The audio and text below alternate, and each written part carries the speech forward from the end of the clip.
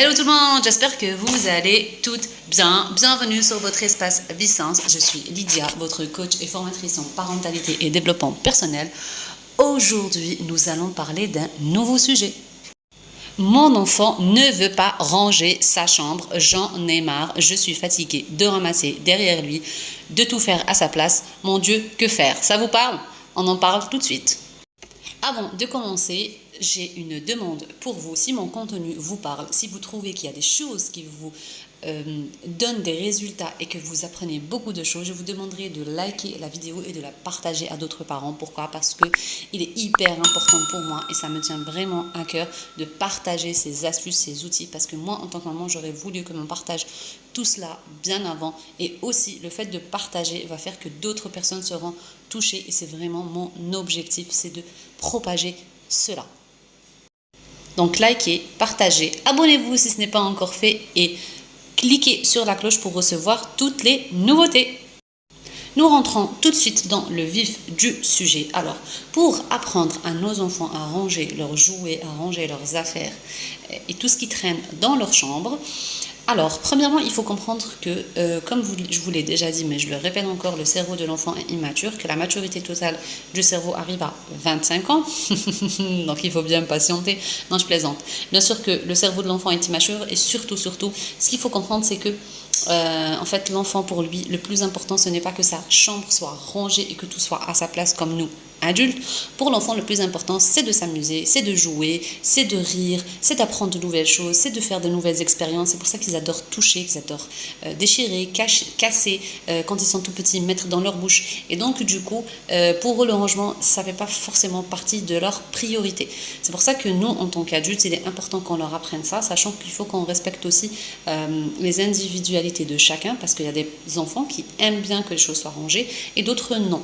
Après, il est important aussi de comprendre que, c'est pas important pour eux et que leur cerveau ne met pas ça dans les priorités.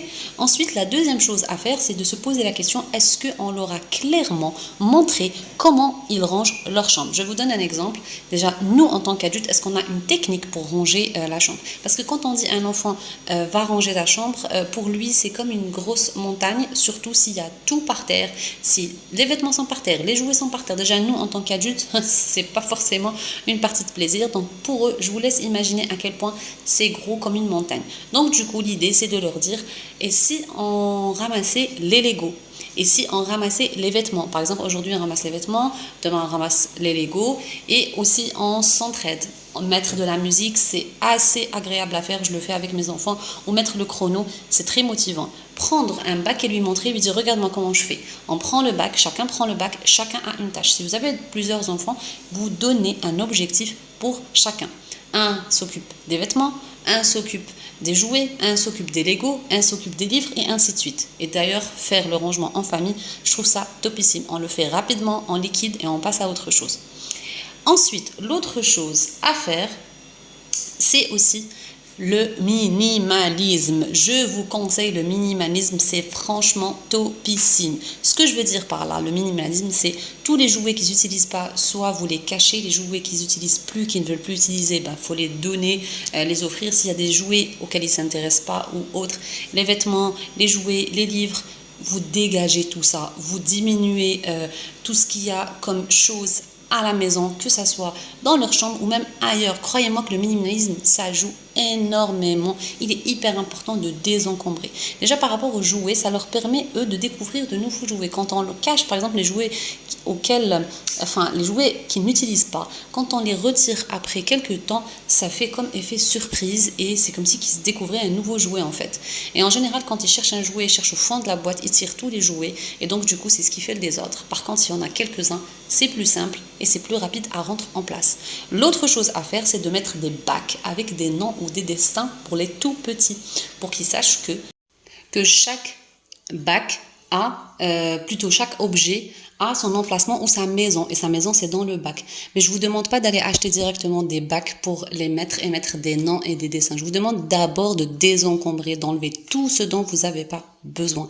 Les choses inutiles, vous en débarrassez, et vous gardez que les choses utiles et vous les mettez par catégorie. Les livres tout seuls, les jouets tout seuls, les Legos tout seuls et ainsi de suite. Donc voilà, et expliquer à l'enfant avec des étiquettes, soit des dessins ou des mots bien clairs, écrits pour que ce soit clair pour eux. Et bien sûr, répéter, ça on ne cessera de le dire, expliquer et répéter et mettre le contact visuel pour que l'enfant puisse comprendre. Aussi, impliquer les enfants dès le plus jeune âge à faire des petites tâches avec nous à la maison. Il faut savoir que, en fonction de l'âge de l'enfant, il peut faire des petites choses. Par exemple, l'enfant peut débarrasser, peut faire son lit, peut mettre les vêtements sales dans le bac à linge. Ne vous attendez pas à ce que ce soit fait comme vous le faites vous, parce qu'un enfant ne pourra jamais le faire comme on le fait nous en tant qu'adulte, mais c'est pas grave. L'essentiel, c'est qu'il participe et qu'il fasse comme il peut. Ça va lui apprendre aussi à être indépendant. Autre chose aussi, il est hyper, super important qu'on comprenne que les enfants ne le font pas contre nous. Combien de fois ça nous arrive de marcher le soir quand on se réveille sur les Legos et que ça nous énerve, ou qu'on trouve des choses qui traînent partout, ça nous énerve, et la phrase qui revient souvent, c'est toujours moi qui fais tout, j'en ai marre, je suis fatiguée. Sauf que le fait de comprendre vraiment que l'enfant ne le fait pas contre nous, que pour lui c'est pas une priorité, ça va faire que ça va descendre d'un cran et du coup on va mieux accepter les choses. Et il faut savoir qu'une maison nickel et propre, on l'aura je pense quand les enfants seront vraiment grands, et du coup on aura tout le temps une maison propre. Et une maison qui vit, c'est une maison avec plein de choses partout, surtout avec des enfants, et c'est tout à fait normal. Le fait d'accepter ça et de le comprendre, ça nous aide à voir les choses d'un autre angle différemment et donc d'accepter plus facilement. Donc voilà, c'était les astuces que je voulais vous partager aujourd'hui par rapport au fait que les enfants ne rangent pas leurs affaires. Aussi, si vous voulez aller plus loin, comprendre le cerveau, les émotions de votre enfant et comprendre ses réactions, je lance un atelier en ligne prévu le 23 juillet 2022 de 13h à 17h30.